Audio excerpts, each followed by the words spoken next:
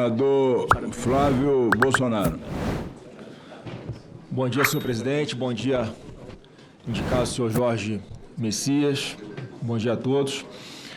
O tempo é curto, eu vou tentar ser bastante objetivo.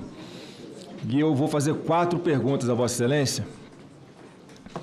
Primeiro, sobre a questão do 8 de janeiro. Quanto mais passa o tempo, mais se percebe a farsa que houve nesse julgamento.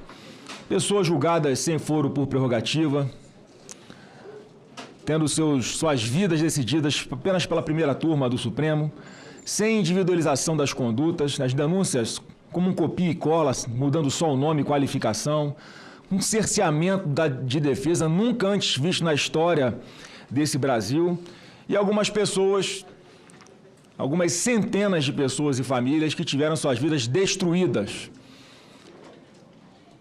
pela articulação especial de um ministro do Supremo.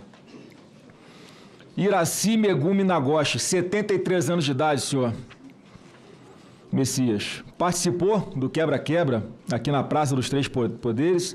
No máximo, como o senhor falou também em outra resposta, responderia por uma depredação de patrimônio ou dano material. Condenação, 14 anos de cadeia. E essa senhora aqui. Mais recentemente, aqui na Sexta-feira de Paixão, o senhor Alcides Ram, 71 anos, um empresário de Santa Catarina. Olha a tipificação.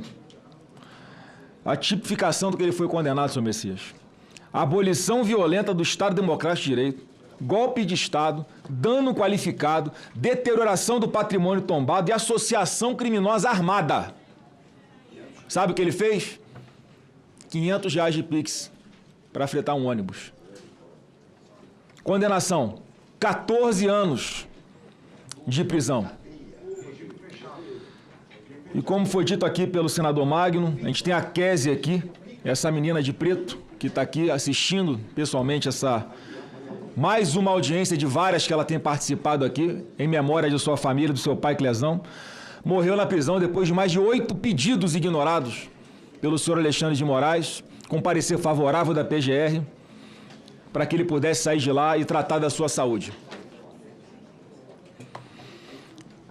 E eu queria fazer uma primeira pergunta ao senhor, com toda a sinceridade. O senhor só acha que essas pessoas são de fato uma ameaça à democracia? E nós aqui no Congresso, senadores e deputados, nós temos lutado muito por aprovação de uma anistia ampla, geral e restrita a essas pessoas. Pessoas simples, via de regra, senhor Messias, trabalhadoras, sem nenhum antecedente criminal, com residência fixa e que estavam apenas inconformadas com a forma como as eleições de 2022 foram conduzidas pelo senhor Alexandre de Moraes enquanto presidente do TSE, porque, de fato, ele desequilibrou essa disputa.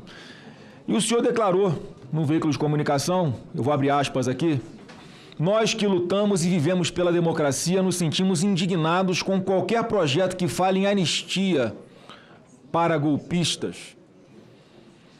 Quando a Constituição é muito clara, já que o senhor aqui está se propondo a ser um seguidor da Constituição, submisso à sua letra, à letra do seu texto, se essa competência é exclusiva do Congresso Nacional ou se existe algum outro crime que não seja suscetível de anistia, à exceção daqueles 4 previstos na própria Constituição Federal. E o debate foi iniciado aqui no Congresso Nacional, senhor Messias. O debate foi iniciado aqui no Congresso Nacional e ele foi interditado, porque, mais uma vez, o ministro do Supremo Tribunal Federal parecia que estava pilotando o relator desse projeto lá na Câmara dos Deputados, inclusive com a suspeita de que ele próprio tenha redigido o texto final, que deixou de ser anistia e passou a ser algo chamado de dosimetria, que está longe de fazer justiça a essas pessoas, grande parte dela totalmente inocente. E aí fica outra pergunta aqui, se o senhor concorda que o ministro do STF possa interferir, assim, em outro poder. Inclusive, um senador declarou ontem, vou abrir aspas aqui, que a oposição precisa escolher entre derrubar o Messias para a indicação do Messias para o STF ou derrubar o veto da dosimetria, né? Ou seja, se o senhor não for aprovado, a ameaça é de que o governo vai trabalhar para manter o veto do PL da dosimetria. Eu queria saber se isso é verdade, se tem alguma correlação.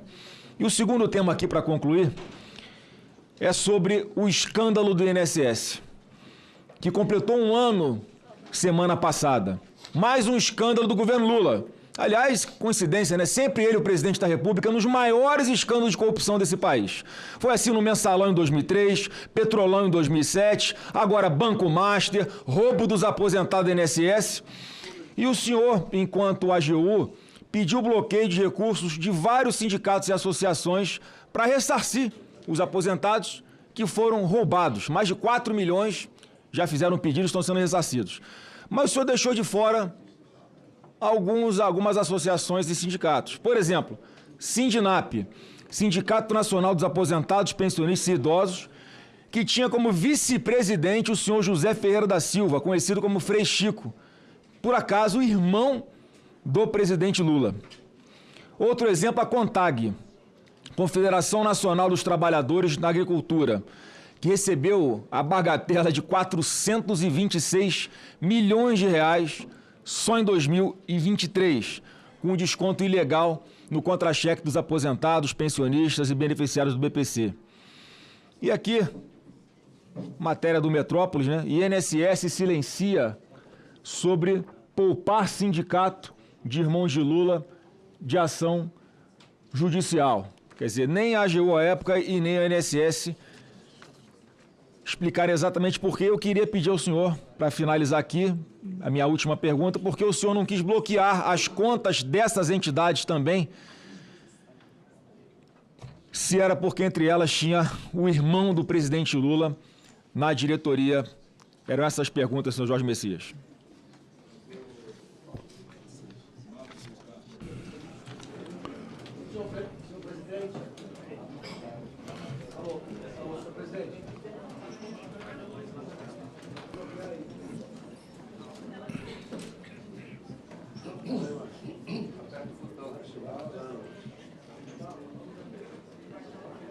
Senador Márcio Bittar. Senhor presidente, caros colegas senadores, com todo o respeito que todas as pessoas merecem, mas não passa pela minha cabeça que alguém candidato a esse cargo vá sentar nessa cadeira e dizer que é a favor do aborto, porque sabe que perderia a votação. Nenhuma pessoa sentada nessa cadeira vai dizer que é contra, que é a favor, a interferência desmedida do judiciário, inclusive em CPMI e em CPI. Não me passa pela cabeça que alguém sentado nessa cadeira vai dizer que é normal a interferência do Poder Judiciário sobre o Congresso Nacional. Ninguém vai sentado nessa cadeira dizer que as penas para várias pessoas, e o nosso Flávio Bolsonaro citou, sejam penas justas. Claro que não. É claro que alguém sentado nessa cadeira vai se pronunciar contra o aborto, vai dizer que é contra a interferência, a judicialização da política pelo Supremo Tribunal Federal, como não vai também dizer que as penas a Débora e essas pessoas sejam justas. Portanto, com todo respeito, em campanha é preciso que a gente verifique o passado do que o candidato está se propondo, para perceber se tem coerência ou não com o que fala nesse momento. Bom, dito isso, senhor presidente, eu venho dizendo desde o ano passado que eu sou contra o Senado da República. Vou me levantar porque não estou conseguindo enxergar. Eu sou contra que o Senado da República sabatine qualquer pessoa. O ambiente está contaminado. É indiscutível que denúncias gravíssimas envolvendo inclusive ministro do Supremo Tribunal Federal, de tráfico de influência, de relação promíscua com o Banco Master, e que esse Senado tinha obrigação constitucional, era seu dever investigar, e ele não investigou. Muitas vezes o Supremo mudou entendimento e leis aprovadas aqui. O Senado que não cumpriu com o seu dever, não cumpriu com a sua obrigação. Que legitimidade tem para aprovar às vésperas de uma eleição novos membros para o Supremo Tribunal Federal? No Supremo falta uma cadeira, alguém está sentindo falta? Ninguém está sentindo falta dessa cadeira. Portanto, eu vinha dizendo desde o ano passado que eu entendo que o Congresso Nacional, o Senado da República e, particularmente, essa casa deveria, como respeito ao povo brasileiro, esperar o resultado das eleições para aqueles que serão sabatinados nela e que passarem pela sabatina e forem eleitos, o novo presidente possa indicar quem ele queira e o Senado aprovar ou não. Tirando isso, nós vamos fazer mais do mesmo. Mas, como nós estamos diante dessa possibilidade, eu quero dizer a Vossa Senhoria que, em que pese, isso, de certa maneira, me surpreende, vários amigos, pessoas caras ao meu coração, amigos mesmo, amigos importantes da minha vida, me ligaram pedindo para interferir no meu voto. Eu os escutei, com todo carinho, com toda atenção. É claro que todos nós temos pessoas que são muito caras, mas, felizmente, aquilo que é mais caro para mim é dormir com a minha consciência em paz. Eu não gosto de contrariar amigos tão importantes da minha vida, mas eu não posso contrariar, em primeiro lugar, a minha consciência. E é por isso, senhor presidente, Vossa Senhoria, que está sendo hoje sabatinado, Vossa Senhoria faz parte de uma narrativa que criminalizou o dia 8 e colocou na cadeia um monte de homens e mulheres inocentes. Está aqui na minha frente alguém importante que teve a dignidade e a coragem, e eu aplaudo, de dizer, e não retirou o que disse, que pode ter havido qualquer coisa menos tentativa de golpe de Estado. Esse ministro está certo. Esse aqui, que disse isso. E eu louvo a coragem, a iniciativa. O ministro é cabra macho.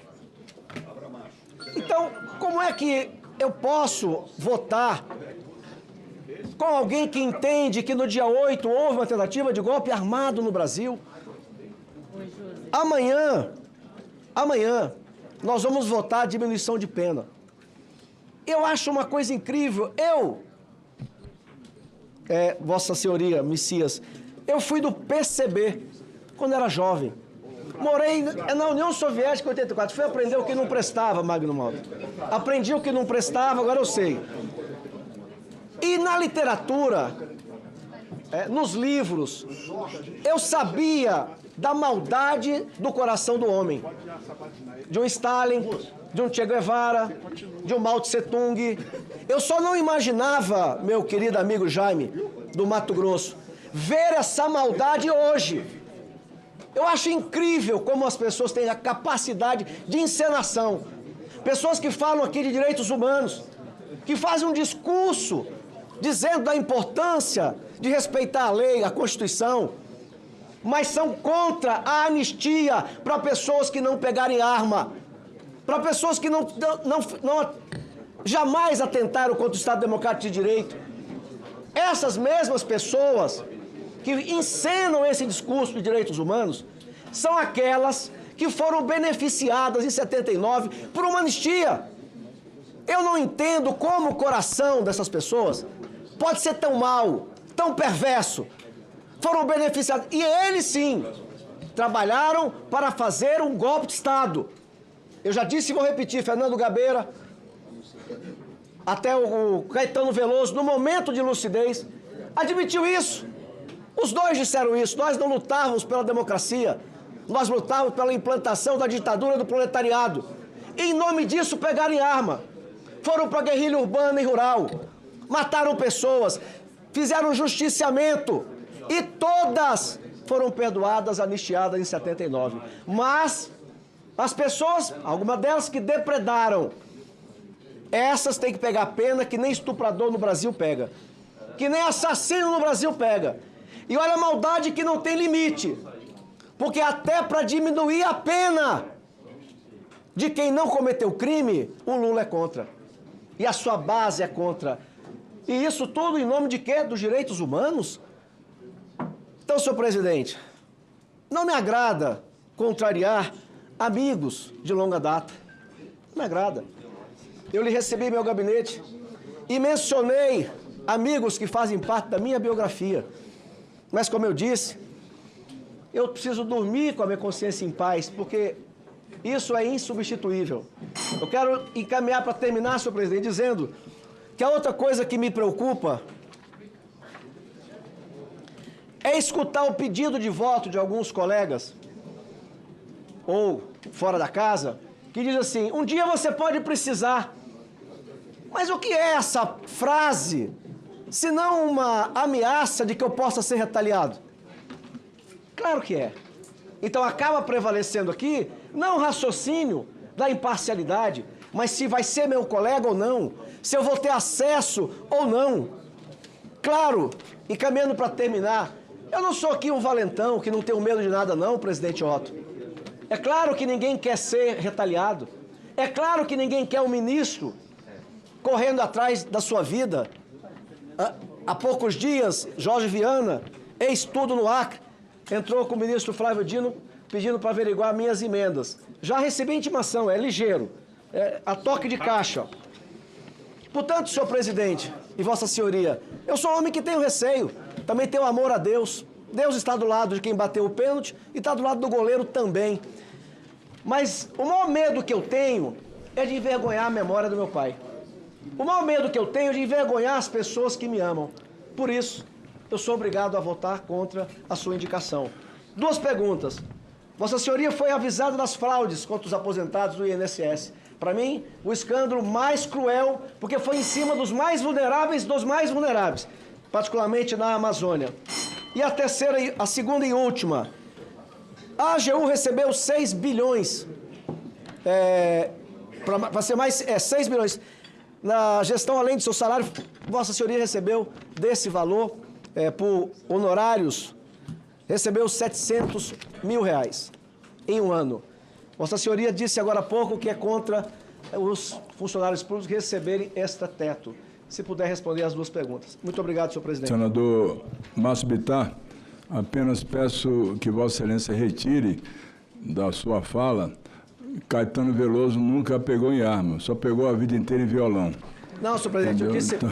Por favor. Eu repeti uma frase dele, aonde ele diz que na época eles queriam lutar pela ditadura... Camilo Santana.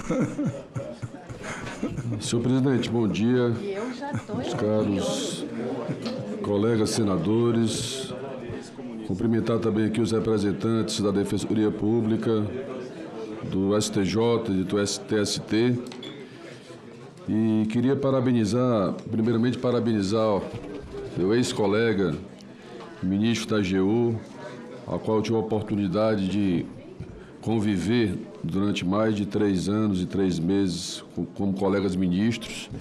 Primeiro, parabenizar pela sua fala, movida de um currículo que é o currículo que mostra a vida das pessoas, a sua história, mas movida com muita emoção, que eu sei a sua história, a sua luta para chegar onde você chegou, com muito mérito.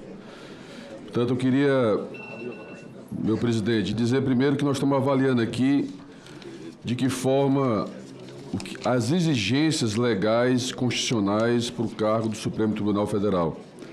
E quando a gente observa a formação acadêmica do candidato, mestrado, com doutorado, a sua carreira profissional, jurídica, meu caro Messias, aprovado em 3 concursos públicos, foi da AGU, do Ministério da Ciência e Tecnologia, do MEC, secretário do Ministério da Educação, da Casa Civil, desta casa, professor, coautor de livros, artigos, capítulos, enfim, uma ampla experiência profissional, um amplo conhecimento jurídico, que mostrou isso aqui nessa sua sabatina.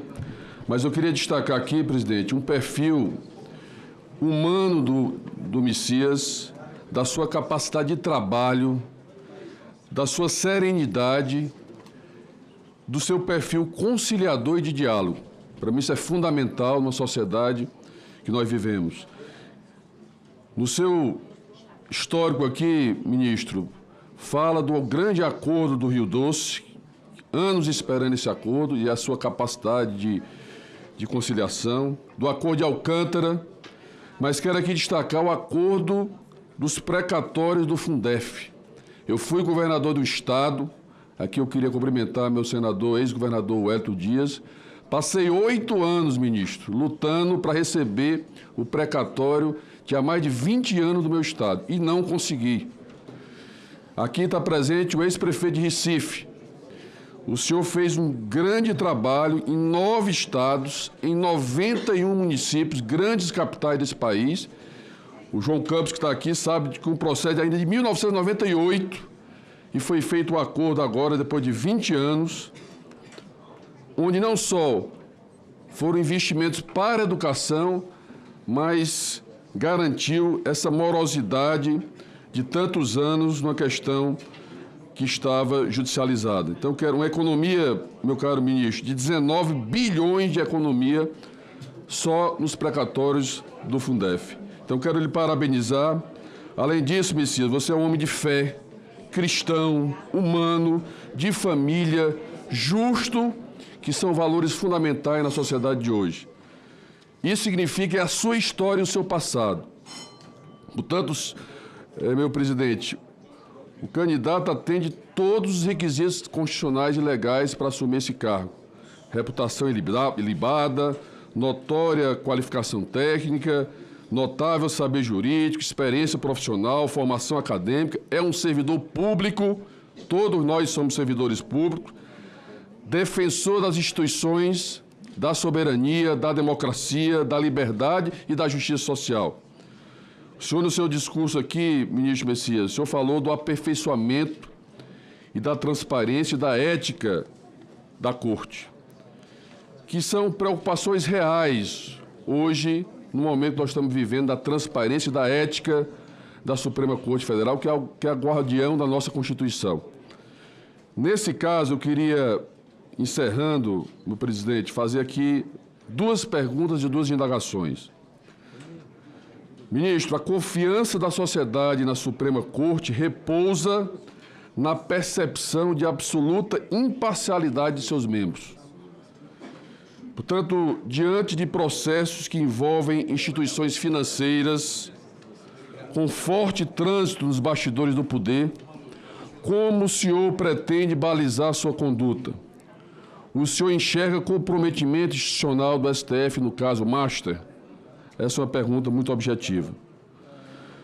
Dizer que a moralidade administrativa e a ética judicial, meu caro colega Messias, exigem que o magistrado não apenas seja honesto, mas que também pareça honesto aos olhos do público. Como o senhor avalia a exposição de membros de tribunais superiores em eventos ou situações que sugiram proximidade excessiva com partes interessadas em litígios?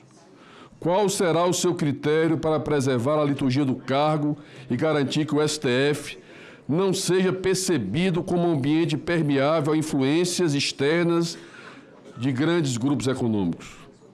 Diante desses episódios, meu caro ministro, o senhor acredita que o fortalecimento de um código de ética e de conduta mais rigoroso no Supremo Tribunal Federal seria o caminho para blindar a Corte de questionamentos sobre a lisura dos seus membros?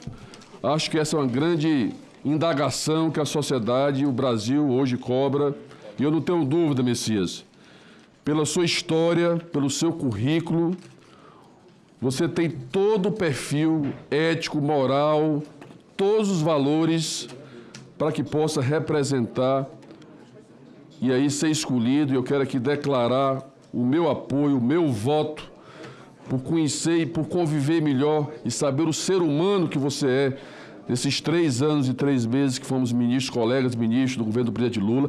Parabenizar o presidente Lula pela sua indicação, que nós estamos aqui para avaliar a sua história, o seu legado e o seu comprometimento com a nossa Constituição, com a democracia e com esse país. Então, parabéns e que Deus o abençoe para que você possa não só passar nesta comissão, ser aprovado, e aqui eu peço aos nossos colegas, eu que estou voltando agora para o Senado, e quero dar esse testemunho da qualidade do Messias, para que a gente possa aprovar hoje no plenário e que você possa cumprir essa missão para o Brasil, olhando sempre para aqueles que mais precisam, com justiça e com ética para o nosso país. Muito obrigado, presidente.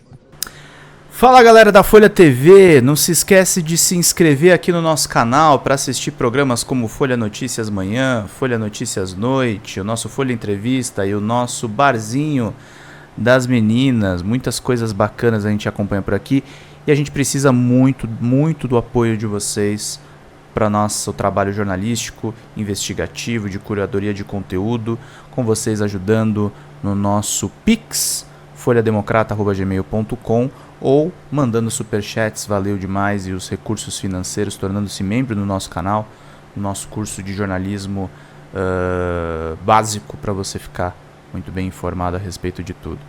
Queridos e queridas, muito obrigado pela presença de todos vocês. Vida longa e próspera. Cuidem-se, cuidem dos seus, e não esquece de se inscrever aqui na Folha TV. Até mais!